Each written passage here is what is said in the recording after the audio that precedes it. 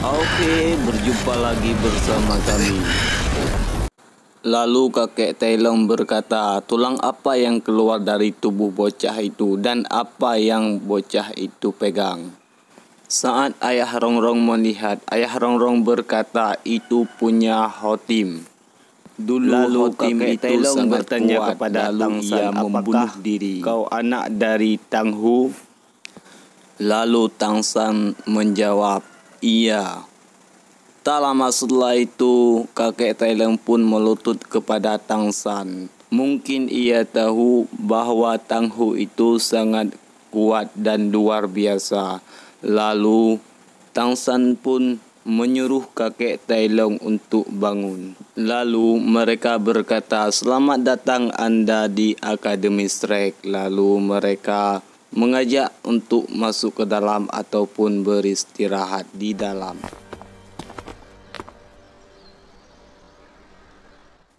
Dan Guru Zhou menyuruh Tang San untuk masuk ke dalam menemui kakek Tailong.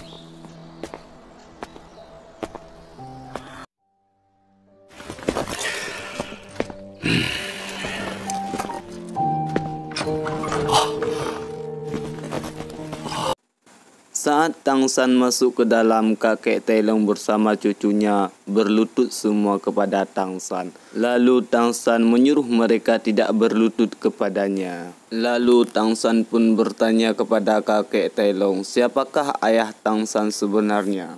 Lalu kakek Tailong menjawab, Tang Ho itu adalah tuan dari saya. Tak lama setelah itu, Tang Ho pun mengeluarkan surat yang ayah beri kepadanya. Dan ia beri kepada kakek Tailong. Apa isi surat ini?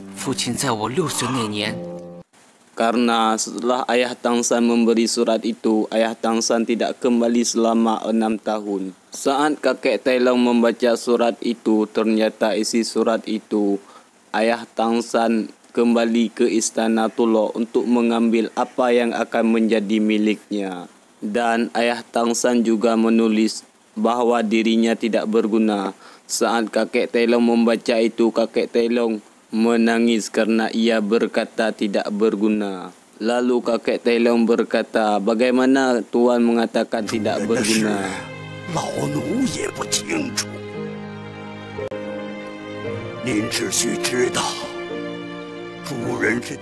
Dan Tang San pun masuk ke istana ayah Rongrong. Ayah Rongrong tersebut mengatakan bahwa ia sangat senang menemui Tang San karena ayah Tang San yang bernama Tang Ho, ia teman lama dari ayah Rongrong. Lalu ayah Rongrong bertanya kepada Tang San, kemana Tang Ho selama ini menghilang? Lalu Tang San menjawab, saya tidak tahu di mana keberadaan ayah saya selama 8 tahun ini. Ayah Rongrong pun berkata, Tang Ho itu orang yang mempunyai ritual yang sangat hebat. Tak lama setelah itu, ayah Rongrong pun meminta kepada Tang San untuk menjual senjata tersembunyi.